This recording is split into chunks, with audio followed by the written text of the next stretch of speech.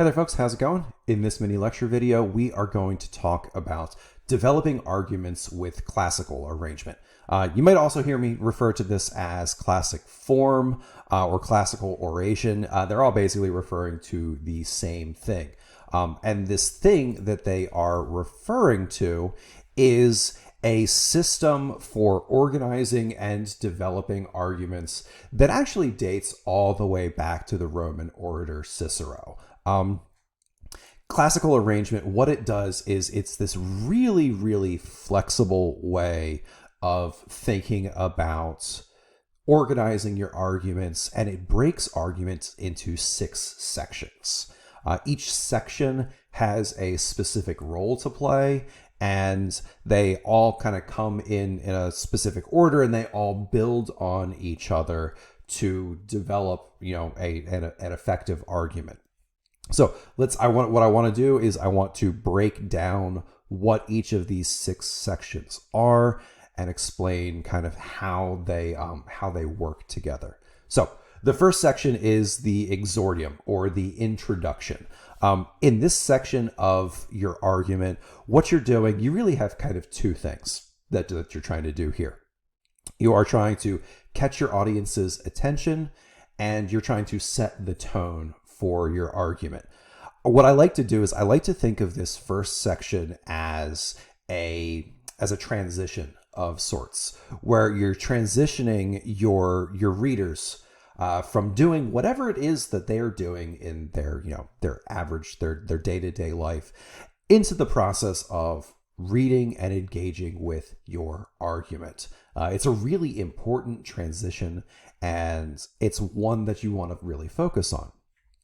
The one thing that you probably will note, I'm talking about introductions here, is I haven't mentioned a thesis yet. And in classical arrangement, that actually comes a little bit later. We don't want to immediately open on a thesis statement.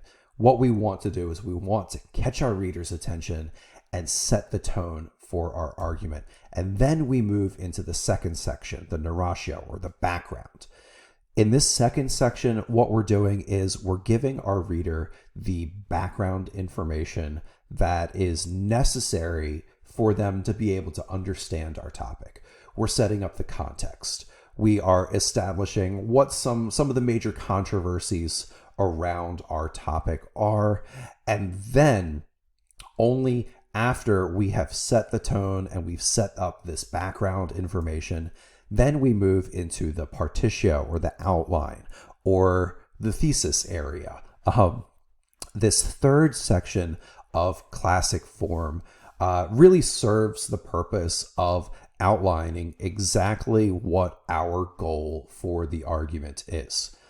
In longer arguments, you may see like a full-on outline of all of the major points. A great example of this is the way that a lot of academic authors use their introduction to set out, to lay out the structure of their book.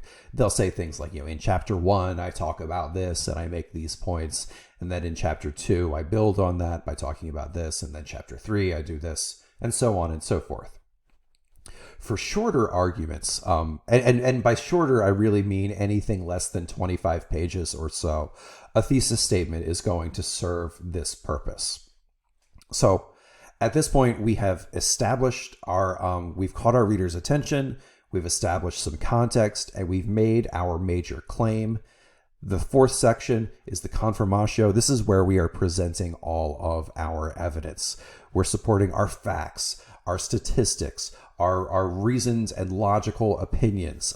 This is where we are really presenting the data that supports that thesis statement. Once we've done that, we want to acknowledge and respond to potential objections to our argument. And this is what the Refutatio, or the Confirmatio, this is the counter argument of our work. Acknowledging people who disagree with us is really important, because it's just going to happen. We are not going to be, we're not writing about things that, everybody universally agrees upon already. And what you want to do is you want to acknowledge those varying points of view, and then you want to employ evidence and logic and reasoned opinions to break those oppositions down and show why your argument and your main claim is the correct one, and it's the one that we should accept. What a really effective counter argument or a really effective refutatio section will do is establish your opinion or your thesis, your argument as the one that your audience should accept. And then the final section, the Peroratio, this is our conclusion. And I would encourage you to think about this as much more than just a place to restate your thesis and summarize your main points. By nature, summaries they're dry, they're kind of redundant, they're kind of boring. The last section of your argument is your last opportunity to make your case for your reader. It's your last opportunity to really impress upon them the importance of the argument that you've been making, and it's your last chance to give them something to do. I like to think of this section as answering the questions, so what? So what? You've written all this. Why is it important? And what should your reader, go and do about it? I think if we can give our readers something specific to do, that's a great way to end our arguments. After all, the best conclusions are actually just new beginnings. So those are our 6 sections. They are very, very flexible, and depending on our rhetorical situation, we can spend different amounts of time on things like establishing context and establishing background. Depending on how long our argument is, maybe we only need a thesis statement, maybe we need a full section, like a full chapter, a full introduction if we're writing a book. Our evidence section, again, it's really dependent upon how much evidence we have and how much we need to make our points. The refutatio, again, depends a lot on how much time we need to spend responding to objections.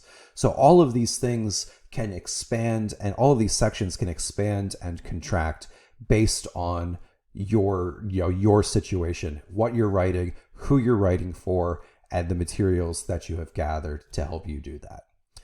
I hope that this has been helpful, and I would encourage you to think about trying this very old and very effective way of organizing your arguments.